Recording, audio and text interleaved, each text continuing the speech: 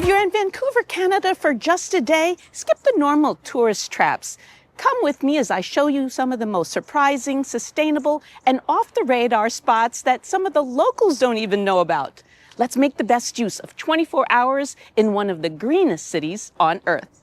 What makes Vancouver so beautiful is that it is surrounded by water on 3 sides. And in many views, well, not this one, you can see mountains, like really stunning mountains, snow-capped even in the height of summer.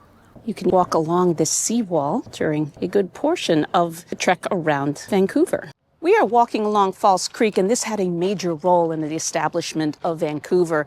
Back in 1886, 2 months after the city was incorporated, there was a huge fire, destroyed all but 3 of the 1,000 wooden buildings here. And it happened in a short 45 minutes. The industrial center was moved to this area, False Creek, and sawmills went up because of the burgeoning lumber industry. This was a problem, though, because it contributed to immense pollution. This continued till the 1950s, but now there's a huge revitalization effort. Bikers, kayakers, even this island was built here to help bring back the wildlife. Despite their best efforts, though, people are discouraged from swimming here. What's the deal with this dome? It's actually Science World. It was built in 1986 for the World's Fair, which also coincided with the city's 100th anniversary. It's partly powered by solar, and it sits at the edge of one of the city's urban renewal projects. There's an environmental trail right outside Science World. We're not going to visit all the stops, but if you do, you will discover ways we can make informed choices to help the environment, one person at a time. There's this display. It looks like art made from invasive species. By harvesting these invasive species, it gives a chance for the native species to survive, the native plants. Here at Science World, they're trying to get people to cut back on their carbon pollution. Here's a map of how to walk or bike through the city. We're going to walk today. Just around the bend from Science World is the Olympic Village. It was built here for the 2010 Games and is now one of the greenest neighborhoods on the planet. Part of the reason why? Because they use recycled heat. Heat made from the sewage system. Now, that's not uncommon these days, but they claim they were the first ones in North America to do it, and they remain one of the pioneering examples. Full disclosure, you guys, I have been here in November, and the weather is, let's say, brisk. This time of year, in spring and summer, you are treated to this incredible array of colors. It's like a smorgasbord for your senses. This is called Hinge Park, and it's a rainwater wetland with native plants and a big rusty bridge made from a sewer pipe and a water pump with metal tunnels at the top of a small hill.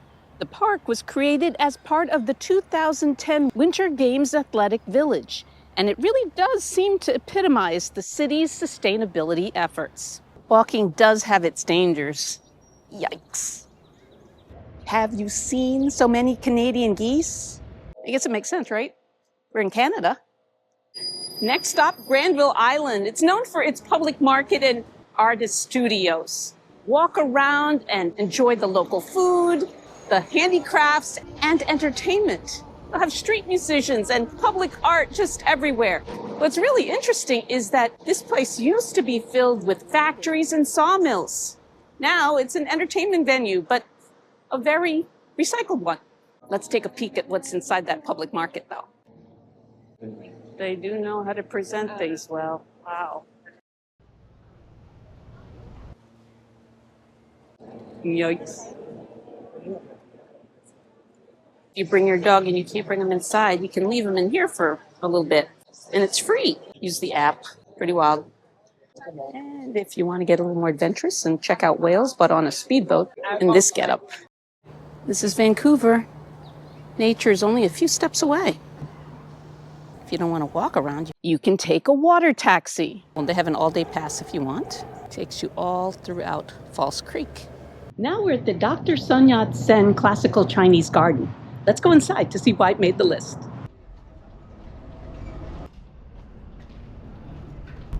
Here's Dr. Yan-Sen. This is the free park, and over there is the paid part. If you're short on time, even the free park is still worth a look.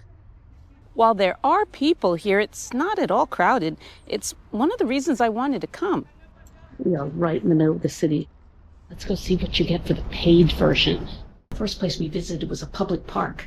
Now we are in the authentic replica of a Chinese garden. It was built in 1986. They did bring in craftsmen from China, Suzhou, China, 50 of them, to make it really authentic.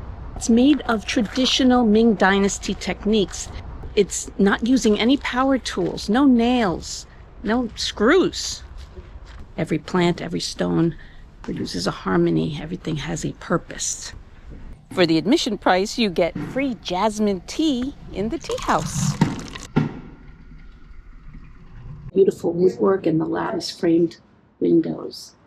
This images of plums, orchids, bamboo, and chrysanthemums. Throughout the garden, you'll see these openings. They're like beautiful windows framing your views. The circular shape means it's symbolic of heaven and perfection, while the square and hexagonal shapes represent the earth. One of the best parts about the story here is why it was built. It was built, yes, for the 1986 World's Fair, but also by the community as a way to preserve Chinatown after a proposed highway project was canceled. Off we go. Our next stop. We're in a neighborhood called Mount Pleasant. Back in the late 1880s and early 1900s, there used to be a stream here. The stream led to the establishment of a bunch of breweries, so the stream became Brewery Creek. A streetcar was installed here, which led to people moving here, and this became essentially Vancouver's first suburb. But beer is not the only thing this is known for. For about a decade, this was the home to the Vancouver Mural Festival. About 400 murals were painted over a course of almost a decade. Sadly, the festival does not exist anymore, but the stories behind them are in an app that does still exist. You can download the app and understand this better. And if you do download the app, do it over Wi-Fi. Otherwise, all the mural data won't download right. It took me a few tries, but then success. You can check out more than 100 murals that are still around. The reason the murals are so important is that many of them were done by indigenous and underrepresented peoples. So it shows a cultural heritage. It shows the transformation of the city and connects all of us. And in this stretch here, we see 4 of them. It's one of the reasons I love walking around a city. You discover things that sometimes you didn't plan on seeing. I did plan on seeing the murals. I thought they were further away. And here they are right here. A great way to end your visit to Vancouver is at one of the beaches in the city. We're at Jericho Beach, but on my last trip here, we went to Sunset Beach. If you like urban ecology, unexpected art, or just incredible views, Vancouver's the place for you. I hope you enjoyed this quick trip to Vancouver, and maybe it inspired you to come yourself, or if you've already been here, maybe it'll inspire you to come back. Please like and subscribe to this channel.